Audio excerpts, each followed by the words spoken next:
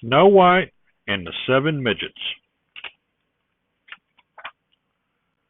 Once in the midwinter, when the snowflakes were falling from the sky like feathers, a queen sat sewing at a window with an ebony frame.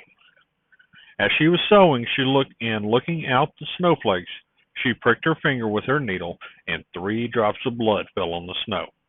The red looked so beautiful on the white snow that she thought to herself, if only I had a child as white as snow, and as red as blood, and as black as the wood of my window frame. Some time later she gave birth to a daughter who was as white as snow, as red as blood, and her hair was as black as ebony. They called her Snow White, and when she was born the queen died. A year later the lonely king took a second wife.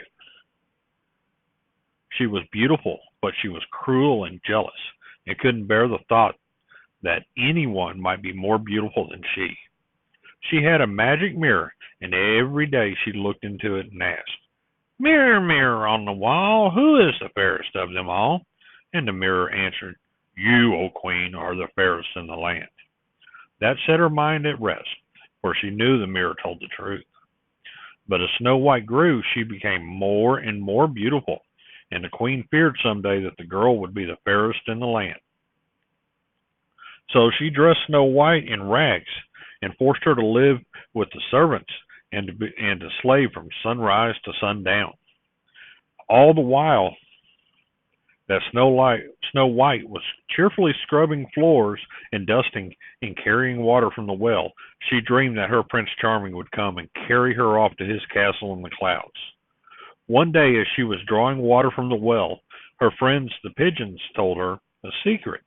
It's really a wishing well. Make a wish into the well, they said, and if you hear it echo, your wish will come true.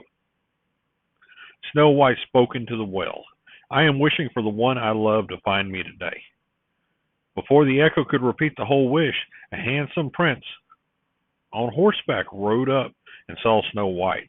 He looked at her with such admiration that Snow White grew embarrassed and ran off to her room and hid. But the jealous queen had been watching from her window, and she turned yellow and green with envy.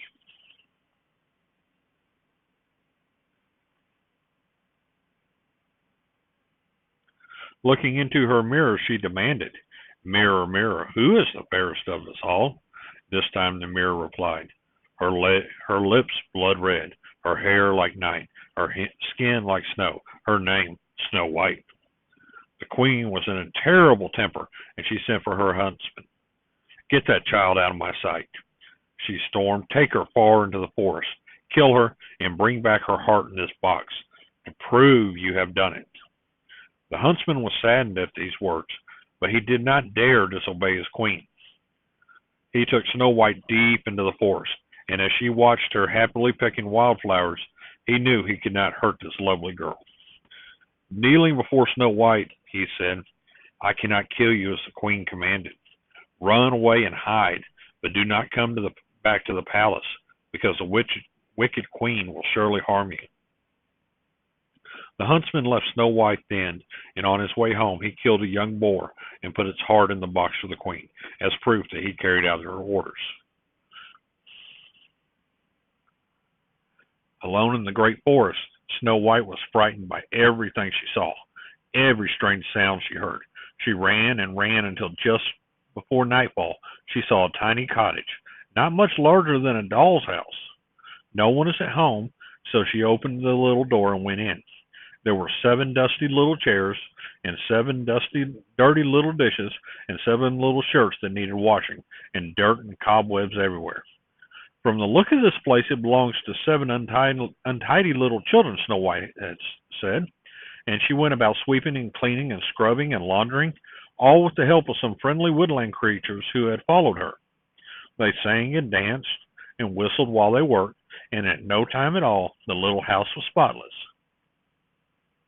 Then Snow White went upstairs, and there she found 7 little beds, each with a name carved in it.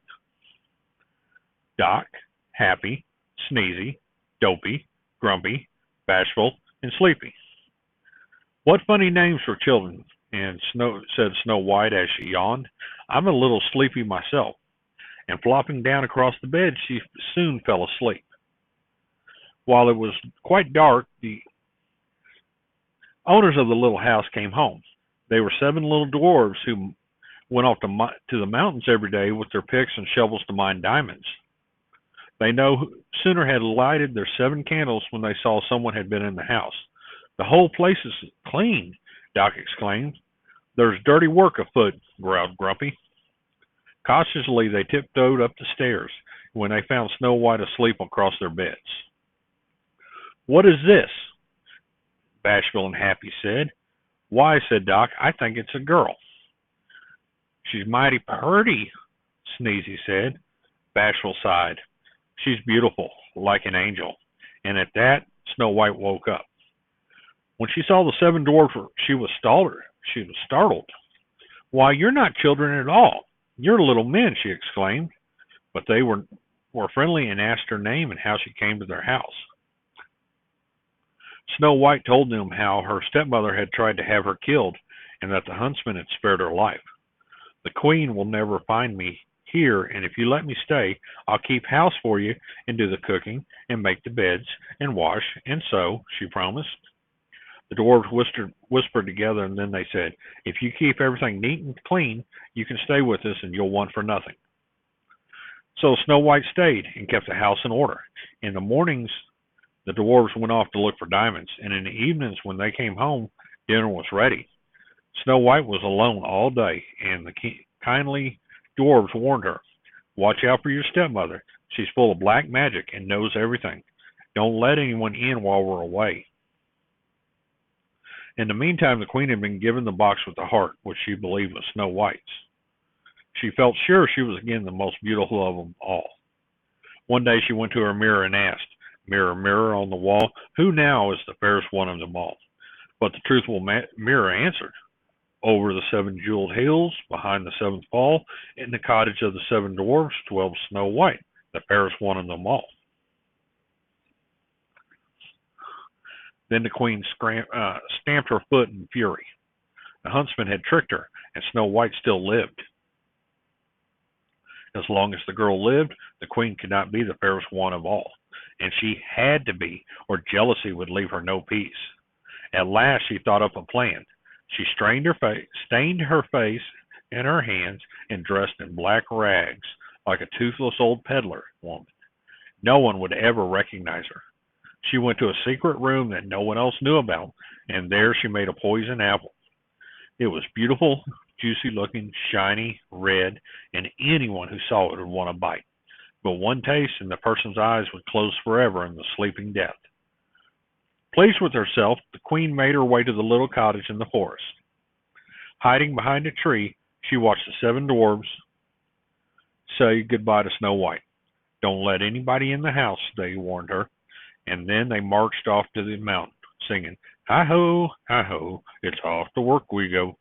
No sooner were the dwarves out of sight than the ragged woman went to the window and asked Snow White for a drink of water.